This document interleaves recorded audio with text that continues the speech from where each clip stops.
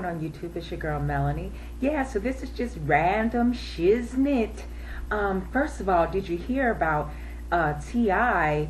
getting a hand job by his wife in jail and getting caught? So now he's in like a solitary confinement. I'm like, you know what?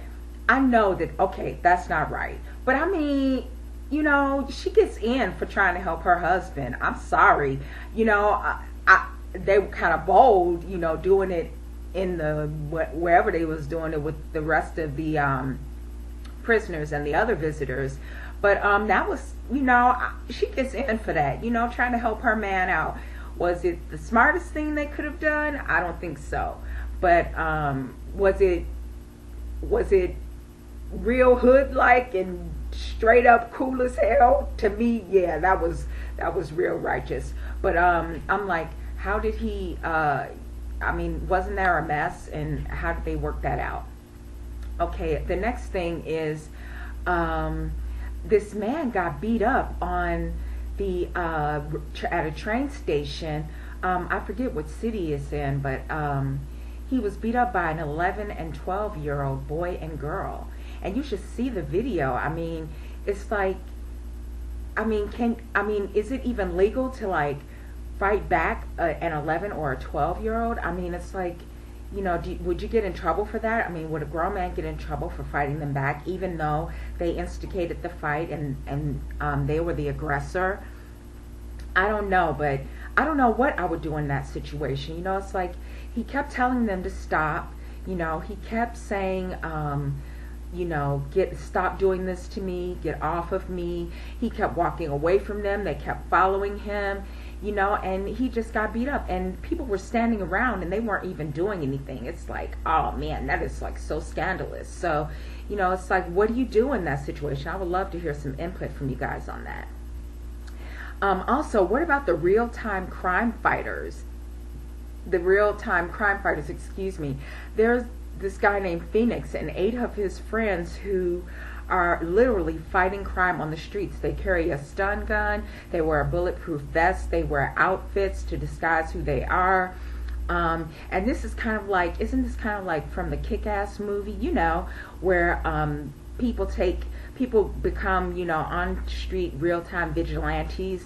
And there was this is happening in Seattle, Washington, and there was this one guy who was, I think he was about to get jumped or whatever, and this Phoenix guy jumps out and like beats the guy up or something like that, or chases him away, or the guy runs when he sees him, and Phoenix like runs after him. I'm like, that is kind of cool as hell. But I'm wondering, if at some point, he's going to get sued for beating up someone. They're going to be like, file a lawsuit against him, or is he going to get in trouble from the law, for taking the law into his own hands?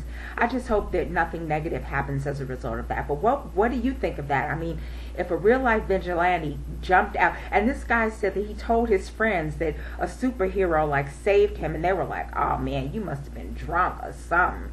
And so, finally it just came out that there were, like, serious vigilantes dressed up as superheroes trying to help people. So what would you do if something like that happened to you? And do you think that it's cool to take, the law into your own hands like that? I mean, he could seriously get hurt. And I heard that, at one point someone pointed a gun to his head. So it's not like he had a bulletproof vest up there. I mean, he could have literally been killed.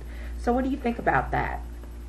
Also, what about all of the thousands of dead fish, the birds, the bees, the crab, all of these things happening? It was said in the news that, this happens all the time, and that, it's no big deal, and the only reason it's a big deal now is because the media is making a big deal of it. But I'm like, is it the apocalypse? Is that coming? I mean, you hear about these swarms or these I guess, I don't know if it would be swarms or whatever back in biblical times, but all of those, animals or, wildlife or whatever were alive.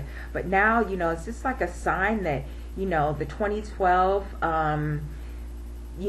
predictions are going to come true that the end of the world is coming in 2012 because that's when the Mayan calendar ends.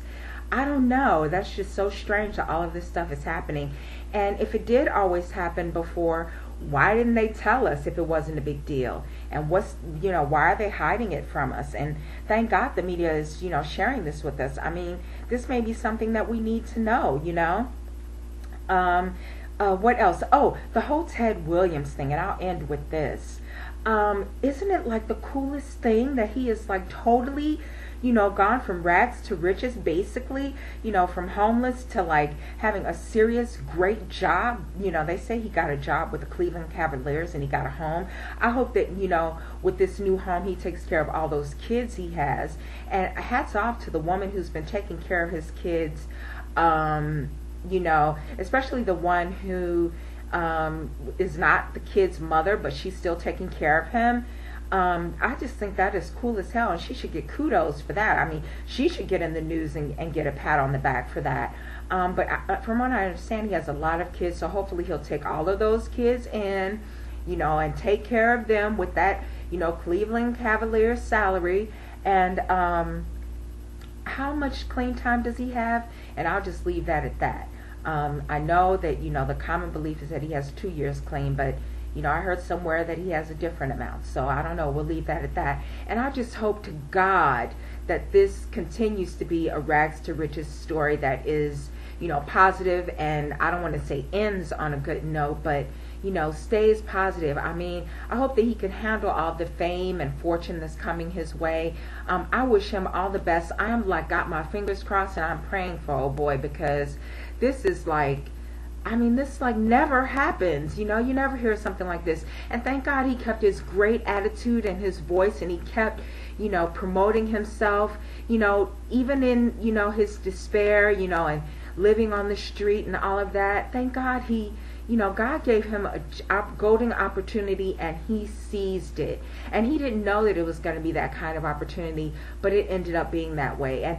And the fact that he was able to reunite with his mom, I was like, oh man, I almost started crying. I was like, this is so cool, so I'm gonna keep my fingers crossed for Ted Williams and hope that he continues to prosper, and that he continues to seek good fortune. And I hope that he continues to put his irons in a lot of fires, so that he can continue on. I mean, if he does voiceovers, for a number of different people and places, and also works for the Cleveland Cavaliers, I mean, that could work out, right? I mean, I hope he doesn't get locked into like some sort of,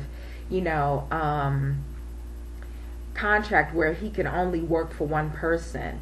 So I don't know. And there was this really cool guy who had been doing voiceovers for a long time, and he died. So maybe Ted Williams is the next big voiceover guy.